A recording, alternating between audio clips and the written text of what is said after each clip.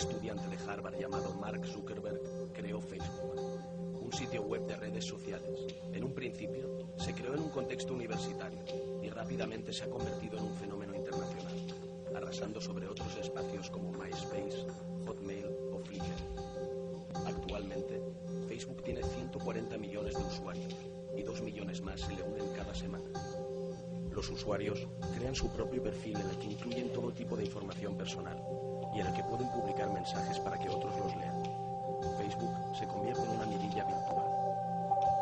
En 2007 fue portada de Newsweek y en enero del 2009 Facebook posee más de 140 millones de usuarios activos en todo el mundo. Facebook se describe a sí mismo como una utilidad social que le conecta con la gente de su alrededor. Pero, ¿conecta realmente Facebook a la gente? El peligro para mí de Facebook no es tanto que cambie la manera de relacionarse, sino el hecho de realmente obsesionarse con gente, con querer exponer tu vida, si la gente no sabe lo que estás haciendo no eres nadie. Aparentemente Facebook proporciona la facilidad de controlar quién accede a tu perfil. ¿Acaso han leído los miembros de Facebook la política de privacidad que aceptan? El periódico londinense The Guardian afirma: lo que muchos usuarios no saben es que, de acuerdo a las condiciones del contrato que virtualmente asumen, le otorgan a Facebook la propiedad exclusiva y perpetua de toda la información e imágenes que publican. De hecho, los afiliados automáticamente autorizan a Facebook el uso perpetuo y transferible, junto con los derechos de distribución o despliegue público de todo lo que cuelgan en su página web. Más alarmante aún es el hecho de que cuando los usuarios cancelan la membresía, sus fotos e información personal permanecen, incluso cuando el usuario cancela su cuenta. On peut à 19 ans dire et penser des choses, et puis quelques années après on a changé. Heureusement que c'est comme ça dans la vie. On a changé, on a évolué, on a mûri, et on s'est même contredit. Et il faut pouvoir évoluer. Donc il faut ce qu'on appelle le droit à l'oubli. C'est la possibilité de dire un jour, je me retire du système. Voilà. Et je ne veux pas que des informations me concernant, qui datent ou qui ne datent pas, continuent à être offertes en pâture. Teniendo en cuenta esta política, ¿qué sucede realmente con tus datos?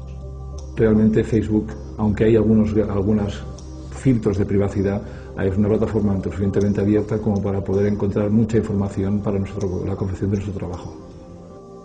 A finales de 2007, Facebook vendió un 1,6% de su compañía a Microsoft, a cambio de que éste se convirtiera en una herramienta que proporciona una amplia base de datos real de sus usuarios, convirtiéndose así en consumidores potenciales.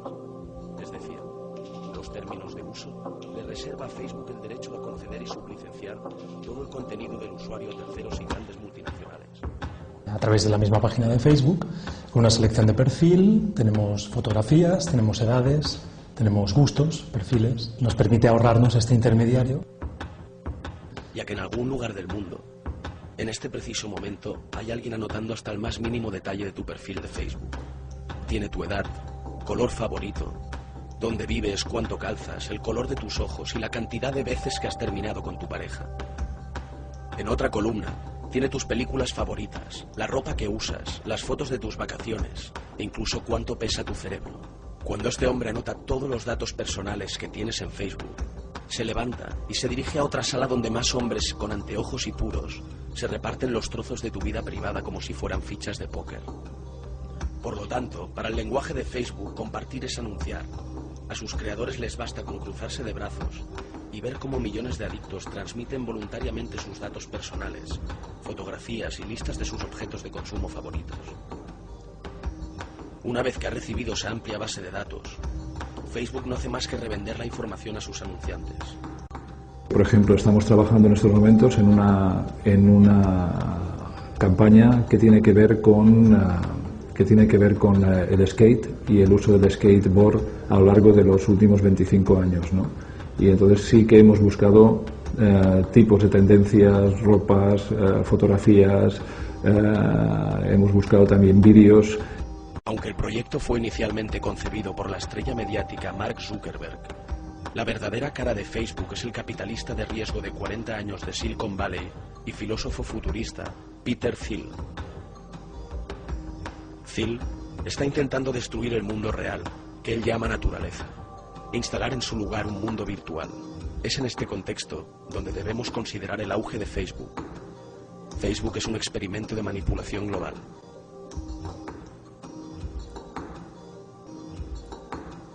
Ahora, parémonos a mirar al tercer inversor de los tres que conforman la plataforma de la compañía, James Breyer. Este individuo es el expresidente de la National Venture Capital Association. Pues bien, este año Facebook recibió un capital de $32 millones por parte de Greylock Venture Capital, que preside Gilman Louis, expresidente también de National Venture Capital y miembro de Incutel. ¿Qué es Incutel? Pues nada más y nada menos que el ala principal de investigación de la CIA, que se dedica a encontrar medios tecnológicos que puedan proveer información a la Agencia Central de Inteligencia de Estados Unidos. Por lo tanto, la CIA y los intereses de Estados Unidos promueven temas ideológicos a partir de Facebook, además de utilizarlo como base de pruebas y fuente de información sobre todos sus usuarios.